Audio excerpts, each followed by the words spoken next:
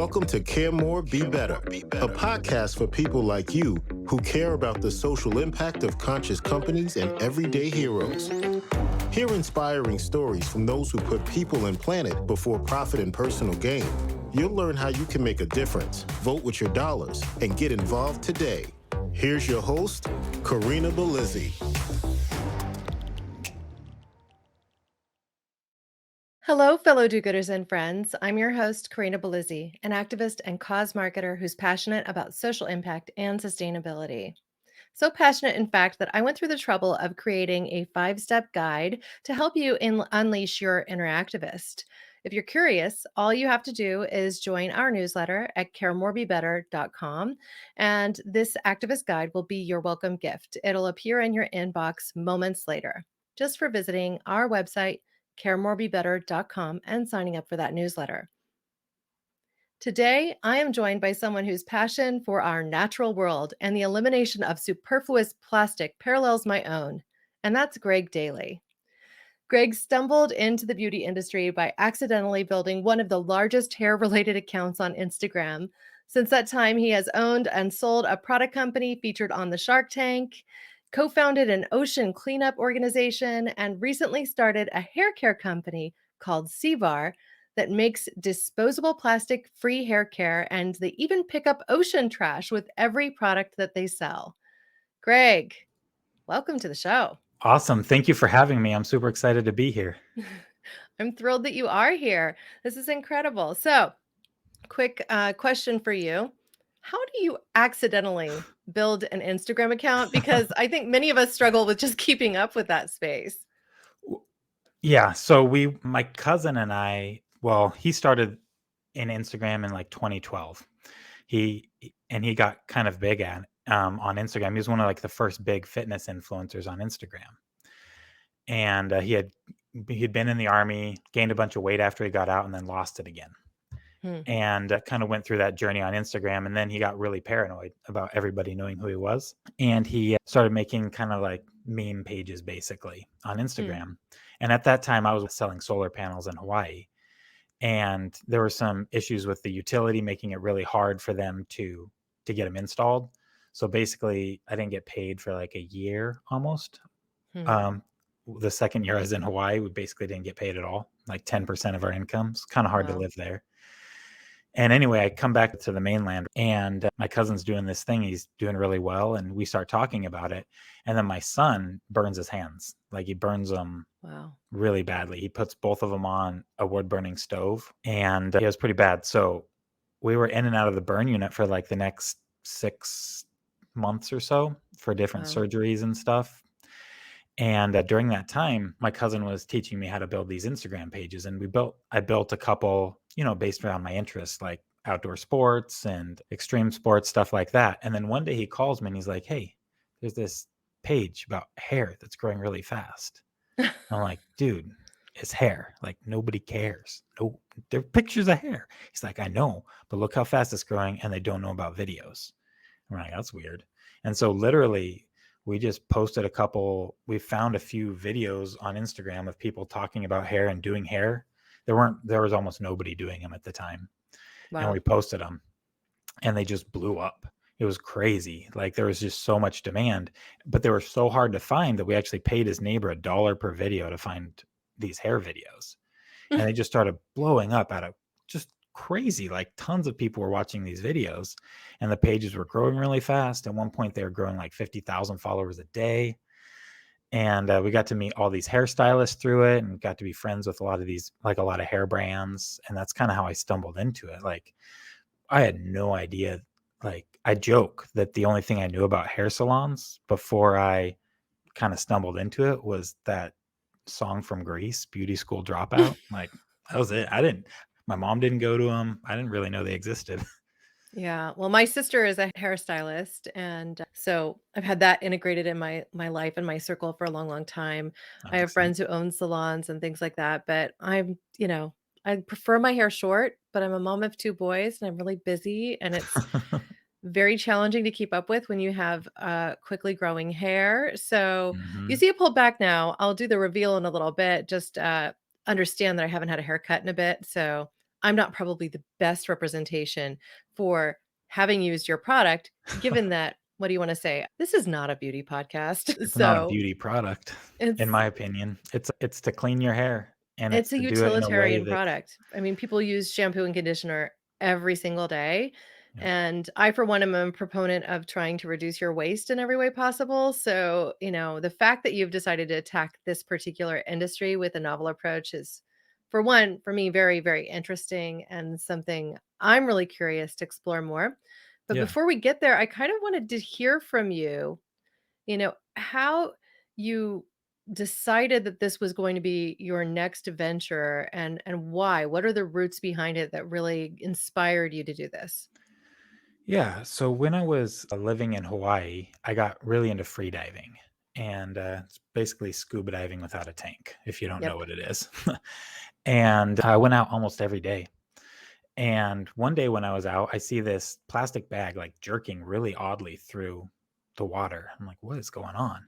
And then I look off to my left, and I realize that that plastic bag is attached to a sea turtle by about 50 feet of cable, or not cable, fishing line. Mhm. And it's just this mess of fishing line and plastic bags. And I swim up to the turtle, get as close as I can, and cut it loose with my dive knife.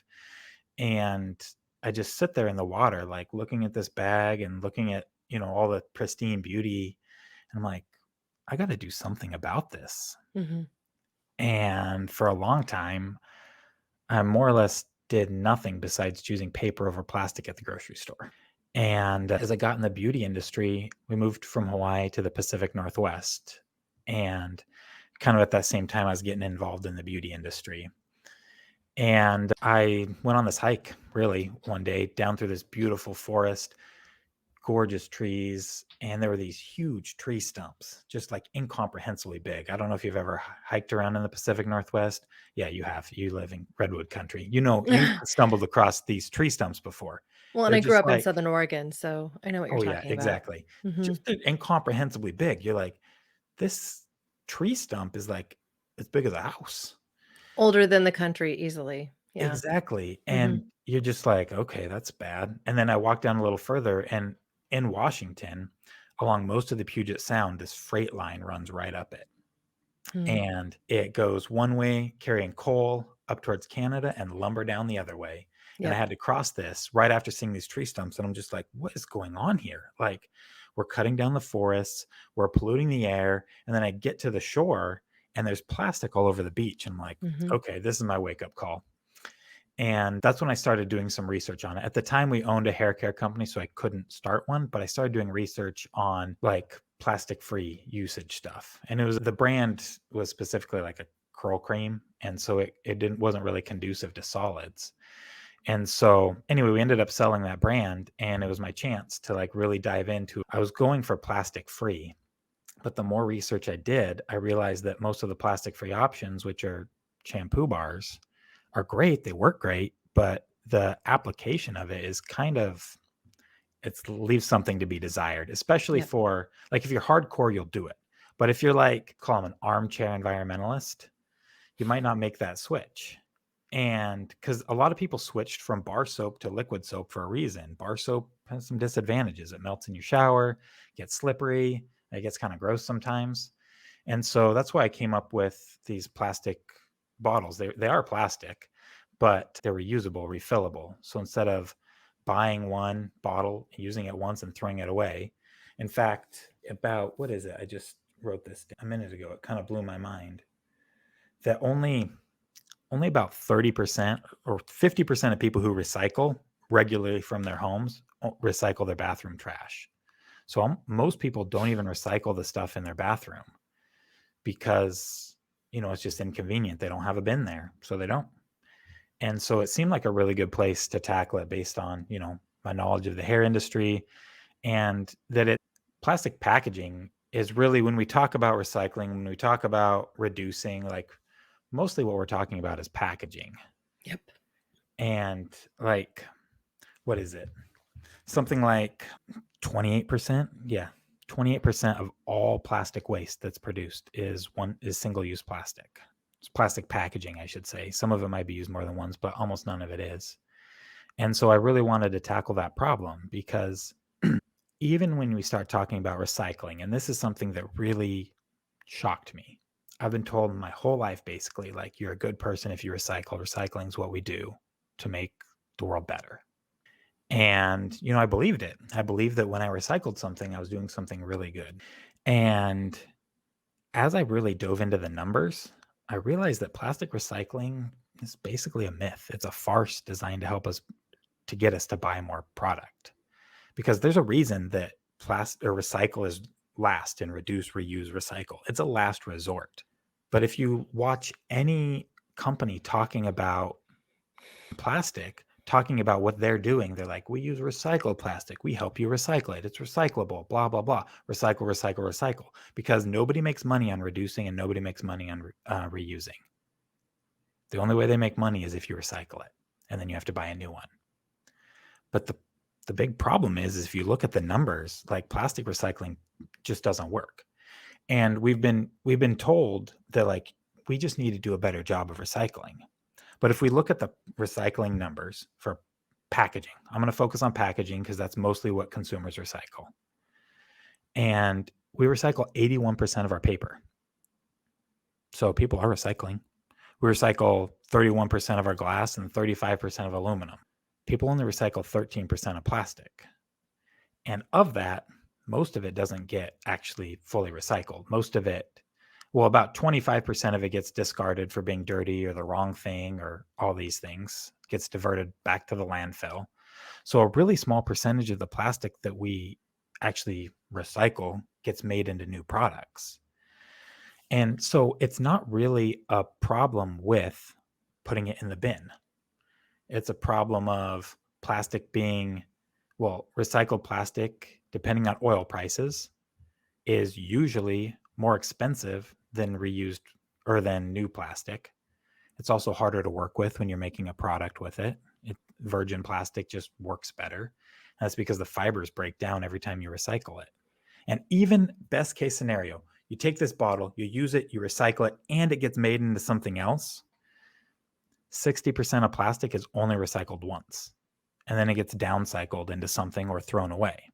Mhm. So I like to say that, like, recycling is good, but really all you're doing is throwing it away twice. So Well, and it takes energy to recycle it. It's an expensive totally. process to produce.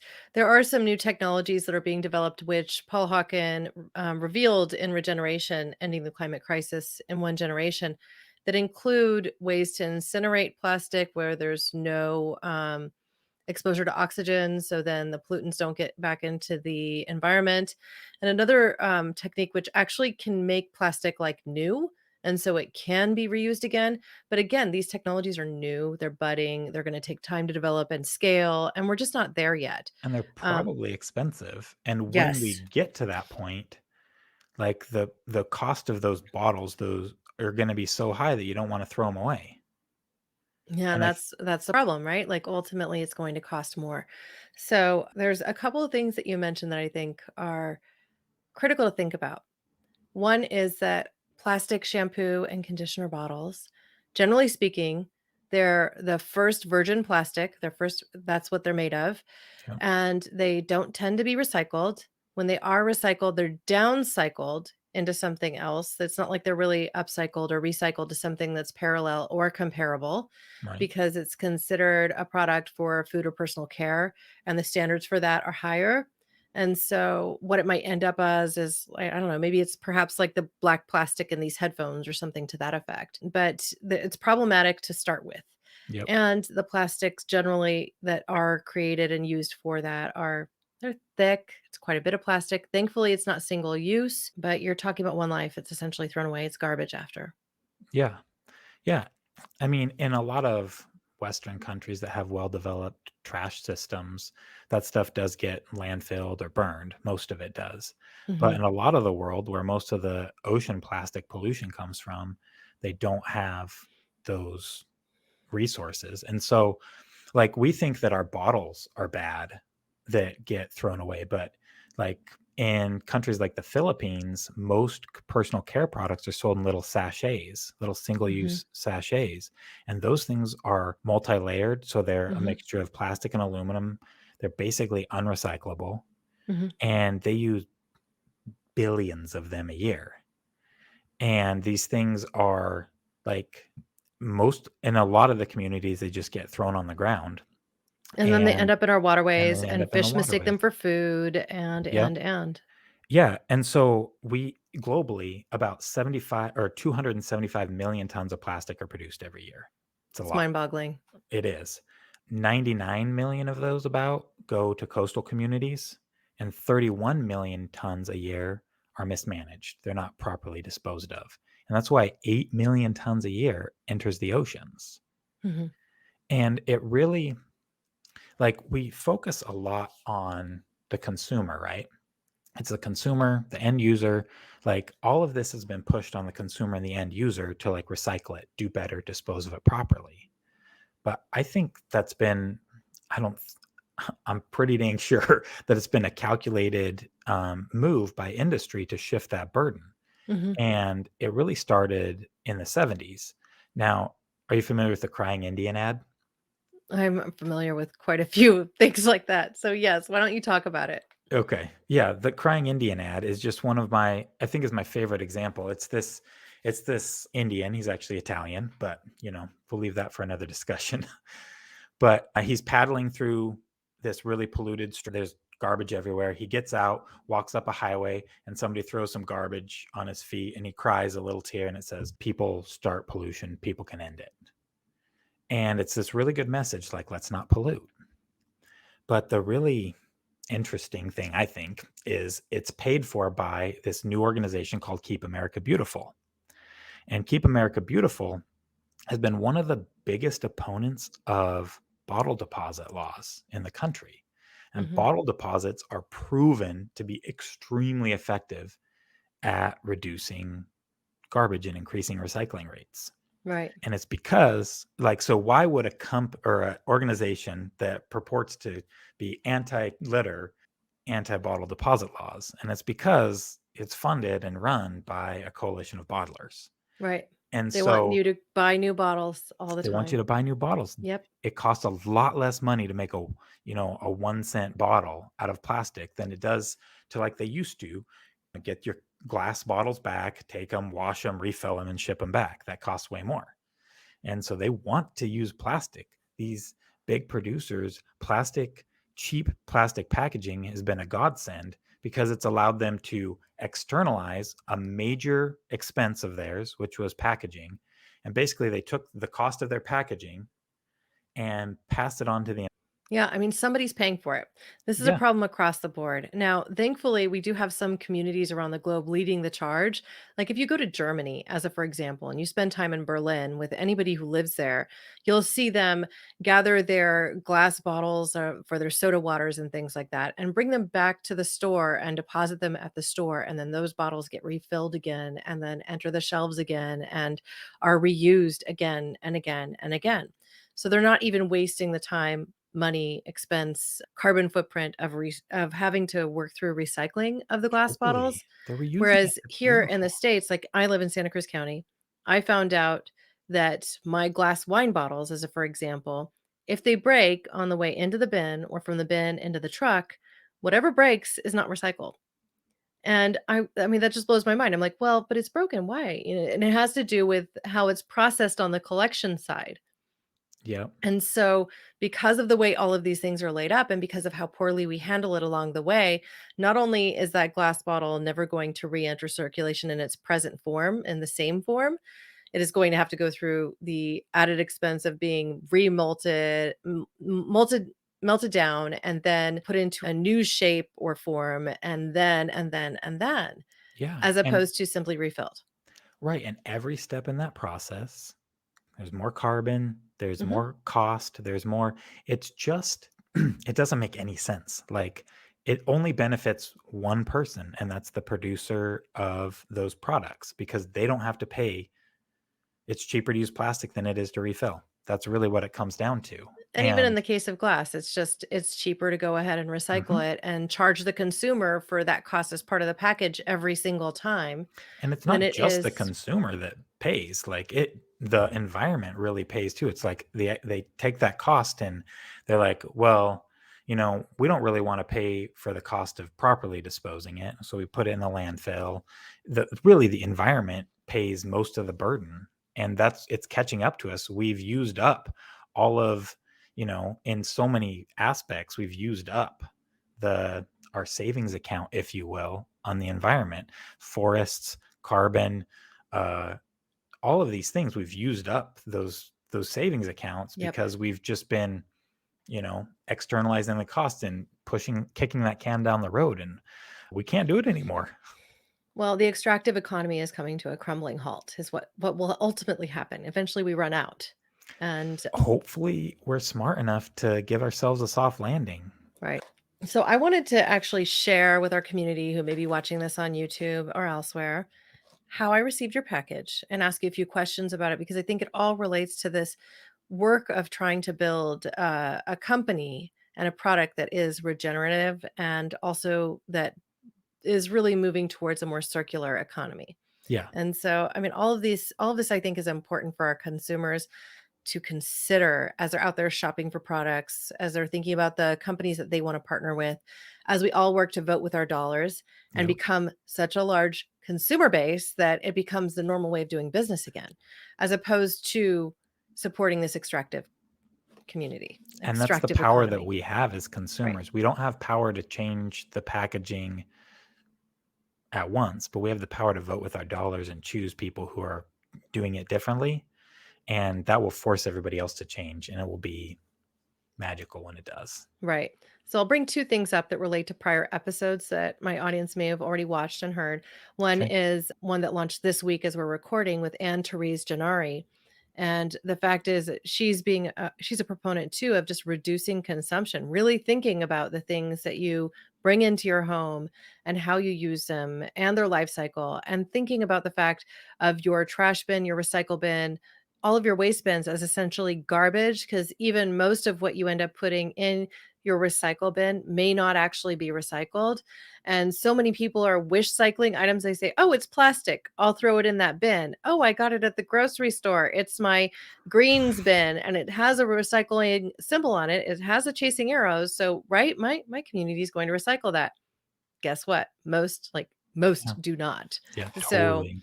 it's really problematic. Anyway, so here's the box.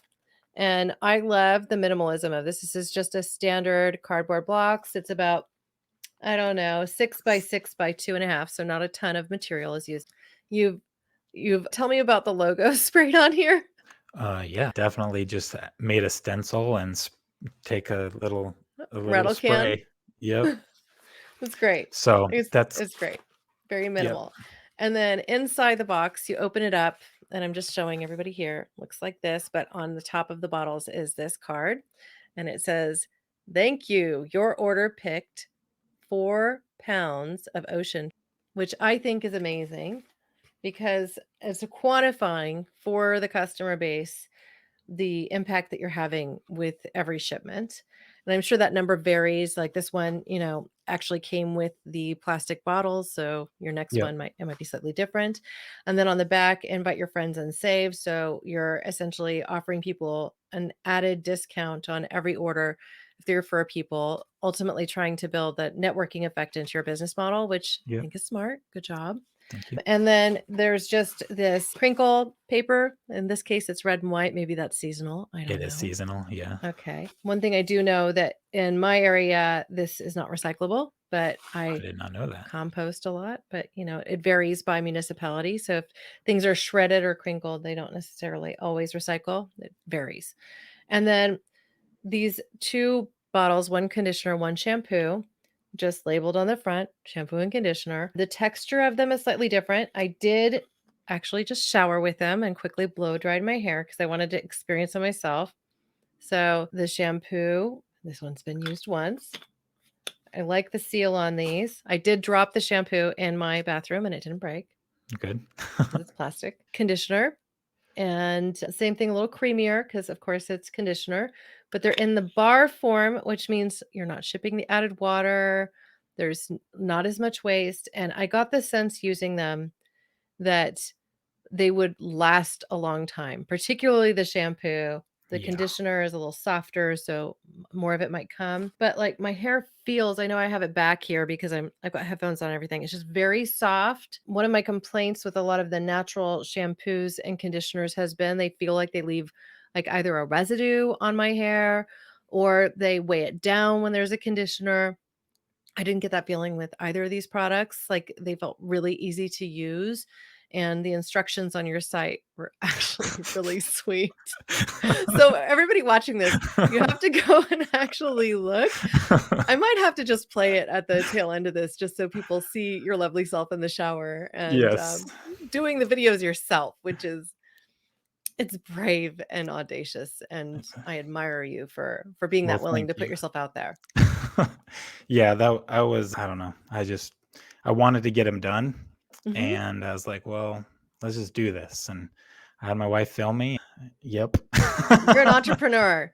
You got to do Exactly. it I'm all, willing to right? do I'm willing to do what it takes. Because I don't really view Seabar as a beauty company. Like I said, like it's pretty utilitarian. This isn't women's shampoo or men's shampoo or some nonsense like that. Our hair's all the same.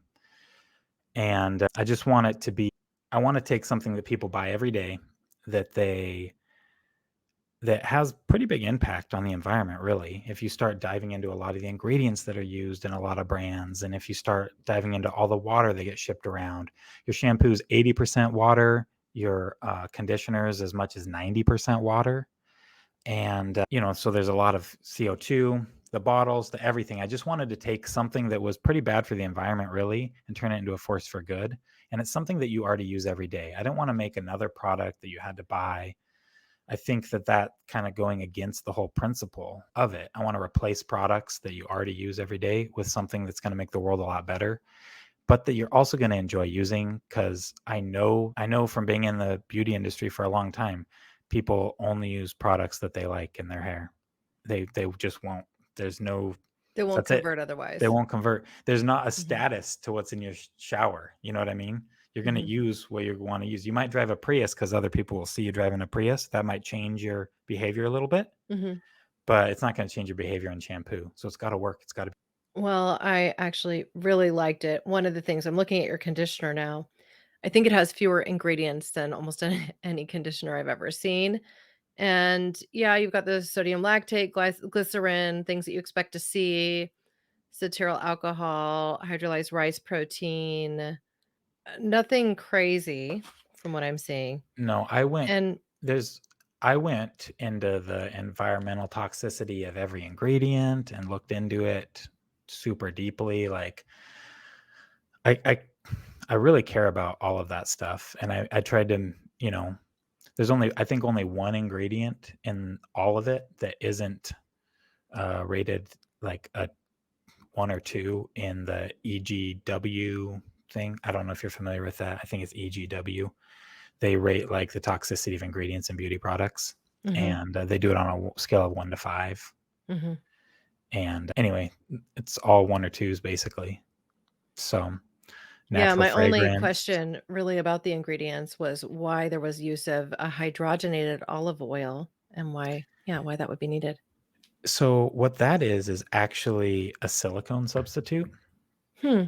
So silicones are used in basically all conditioners. Yeah. Yeah, in some form or another, they're used in all conditioners. And silicones are basically plastic, but instead of being made out of long carbon chains, they're made out of long silica chains.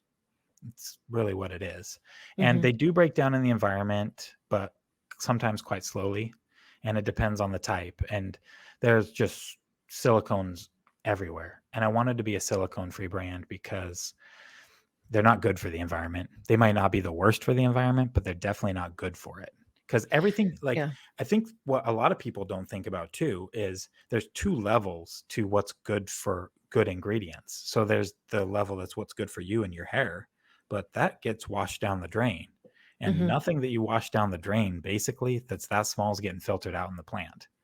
It goes through the water treatment plant and out to the rivers and out to the ocean. And so that stuff Yeah. starts accumulating. And so it's really important. Everything in this is biodegradable. I was pretty shocked at the amount of stuff that isn't easily biodegradable that's in shampoo and conditioners. hmm Like, it really shocked me. I was like, I just assumed that it would be, but it's not. Okay. So the question when I ask hydrogenated olive oil, it's unsaponifiables, it says. Yeah. Hydrogenated olive oil. And I come from the natural products industry. I know way too much about fat in particular. And you Okay. don't want to ingest hydrogenated fats. I mean, that's trans fats, not good for your body internally. So I was curious why it was used in something like this. I get replacing the silicone. I think that makes sense. But it also probably has to be in a solid state. Like the fat has to be in a solid state or a more solid state in order to do that. Is that Well, it correct? actually is a liquid. And do you want me to grab? I have the bottle that actually is. Sure. So it's like a way to emulsify the oil and make it consistent and more shelf stable. But the process of hydrogenation also uses chemicals too. So the only thing that jumped out at me. Yeah, yeah. I don't claim to be perfect on any of it. I do, like, when you're a small scale producer, you can only use the ingredients that are available in small quantities. hmm And so there's a couple things that I would like to change out of Oh, it, I'm sure. I'm and sure. Like, I will, but as time goes on, right? Like, yeah, wouldn't it be lovely if you didn't have to use plastic? But if this was glass, might have just cut myself in the shower. So exactly. for And instance, I almost stopped the project, like analysis or paralysis through analysis, because I hmm was trying so hard to get around using plastic in the shower at all. hmm And it is a problem and it's not ideal, but when we come back and look at plastic, at what it is, it's a miracle substance. Like, it is amazing. It is incredibly cheap. It is ridiculously durable. It is light. It is flexible. Like, you go back 200 years and give somebody a 5-gallon bucket, they give you their right arm for it. hmm Like, and it's stuff that we just throw away. And so the problem isn't necessarily plastic. It's how much we use and how we use it. Like the plastic in your car, you use that for 20 years. It saves how much fuel, either electricity or gas, by being so lightweight? Like, there are reasons to use plastic. It is not a boogeyman that shouldn't be used ever. hmm But we should be really careful about it. We should really analyze the full cost of it. And that's the thing that's being taken out. We don't look at in how we pay for plastic, charge for plastic, use plastic. We don't look at the full life cycle. And if we did, we'd use it a lot differently.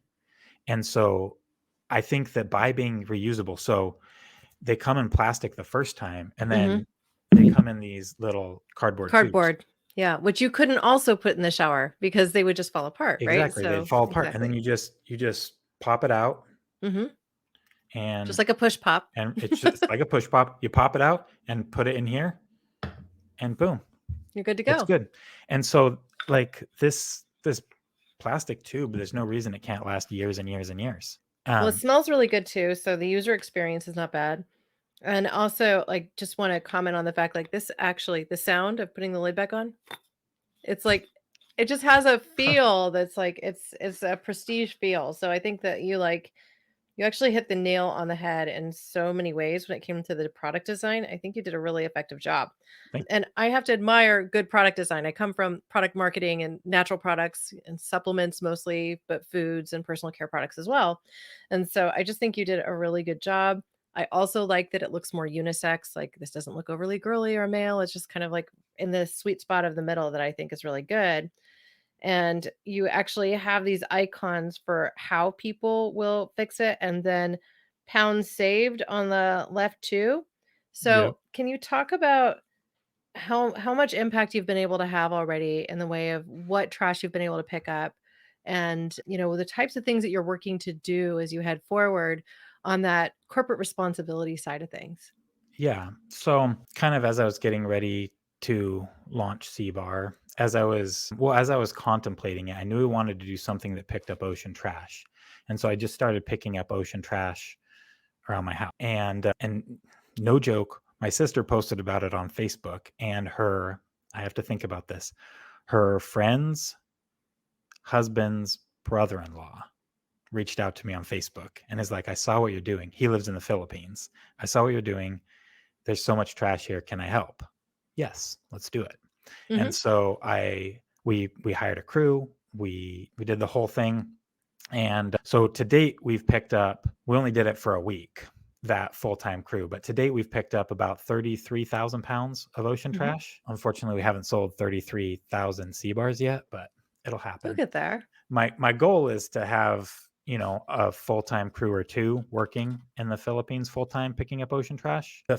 The reason we do it in the Philippines is because I can't remember the exact stat, but something like 60 to 80% of ocean trash comes from the Pacific Rim region. China, India, Bangladesh, the Philippines, Indonesia, I think are the top 5, not necessarily in that order. And it's mostly because they have a lot of people who are living in poverty and they don't have good access to waste disposal. And frankly, if they did, they probably couldn't afford it. And Mm-hmm. I have a hard time begrudging them when they're, literally will drink vegetable oil to get calories. Like, Yeah. who am I to judge them for throwing something on the ground? I'm Right. not going to. And so our goal there is to create well-paying jobs cleaning up communities in the Philippines. We've done it a little bit. We want to make it full-time gigs for people, Mm-hmm. but it's amazing how much trash there is there and how much they were able to pick up. And so we can have that twofold impact there, improving people's lives and improving the communities. The one beach that they did clean up, and if you looked at it, like the before and after pictures as a Westerner, you'd be like, that is still filthy. But if you look at the before, you're like, holy cow. They Wow. removed it was 31,709 pounds of trash from this one beach. And the locals were like, I've never seen it that clean. And I would consider it filthy still. So you mentioned, though, seeing the plastic problem on Hawaii. And I Yeah. think this will resonate with people. We're, as Westerners, we go to places like Hawaii in the middle of the Pacific Ocean, you know, 5-hour flight from California, 5-hour flight from the next spot, pretty much, too, right? And we kind of have this perception, well, if it's not a problem here, then it's not a problem there. But the reality is that it's not a problem in touristic spots, on touristic beaches. So when I was on my honeymoon back in 2006, so quite a while ago still, right? I landed on Kauai with my new husband, and we're staying at this resort in Kauai near the Lihue airport, but oceanfront there, beautiful. And I'm like, well, I really just want to see the sunrise over the Pacific Ocean because I've never seen that before, right? Now you're in the middle of the ocean, you could actually see the sunrise there. Mm-hmm. So on our first night, we could wake up early and it doesn't feel like it's that early because you're from Totally. California, right? Big You got deal. 3 So it's like, hours. yeah. So like 5 a.m. feels like 8. Big deal, right? So we're going to hike across this resort through a golf course along a frontage road to this easternmost point. And that frontage road is just like a strip of sand on this other side of a chain link fence that abuts the airport, right? Mm-hmm. And so the strip of sand, a rocky beach, and I get out there and it's just littered with trash, mostly nets, right? So like Yeah. sea nets, ocean trash, buoys, a lot of shampoo bottles. There were shampoo bottles. I will say that there were shampoo bottles. There was also like detergent bottles, Clorox bleach bottles, a Drano bottle, like all these different types of plastic bottles that get disposed of and that end up in our waters, chip bags, and then Yeah. left flip-flops, and a ton of them. And the reason it was only left flip-flops is because of how the shape of them would get picked up by the water and they end Oh, up on that really? beach. So all the right flip-flops are on another beach somewhere else, but all the left flip-flops are on this beach. And so, I'm seeing all of this and just as the sun's coming up, starting to see the detail of it amidst all these lava rocks. And for me, the impact was otherworldly. This is unacceptable. What are we going to do differently? Oh my God. This is this would be every beach in Hawaii if it weren't for the fact that they were coupled with tourism and they get cleaned. Right. Yep. Totally. And so I then had this next moment, which was the big travesty of the trip in my mind. because I saw these little tracks leading into the water. I thought at first they were bird tracks. And then I realized that they were sea turtle tracks. Their voyage from their nest, which was at the back of the beach, to the ocean estuary, had to go over all of these mounds of trash. Yeah. And so my husband and I spent as much time as we could in those pre-dawn hours and into and past dawn, kind of clearing a path from the nests that remained to the ocean, and then carried out what we could with what water we had left and got back to our resort adventure. Yeah, But it left a mark. it does. And I think one reason that people don't think the plastic pollution problem is as bad as it is, even in the States, is because they go to beaches that people go to. Exactly. And That's my people, point. like a lot of people pick up the trash when they see it, which is great. It's fantastic. But if you go to a beach that nobody ever goes to, I don't care where you are, it'll be Yep. covered. Yep. And anywhere in the world, the most remote places in the world are covered in plastic, because those bottles that you were talking about, the shampoo bottles, the laundry detergent bottles, the Clorox bottles, those are a lot heavier duty than like a water bottle or a Coke bottle, for They example. float too. And they Yeah. float a lot longer, and they're a lot more durable. They don't break down as easily.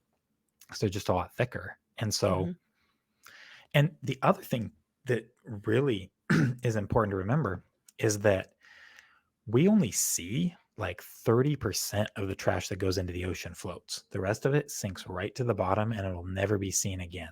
So you think it's bad what floats on top, and it's even a smaller percentage that ever washes up on land again. I think it's like, they estimate like 13% ever will touch land again. So what you're seeing when you walk these beaches is like 13% of what's out there, which blows my mind. Yeah.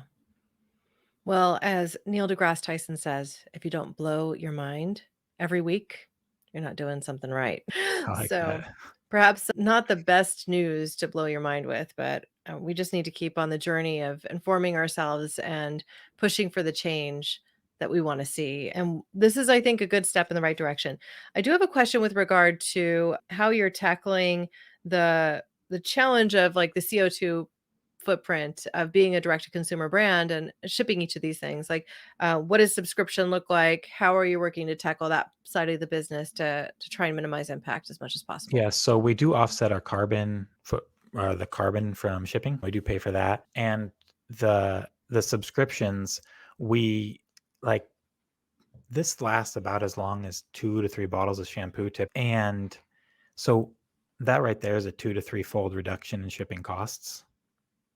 And then we do encourage people to buy, like when they refill, like to refill a couple at a time, and to get, instead of getting one every other month or every third month, some people are like, they'll get like 2 every 6 months or whatever.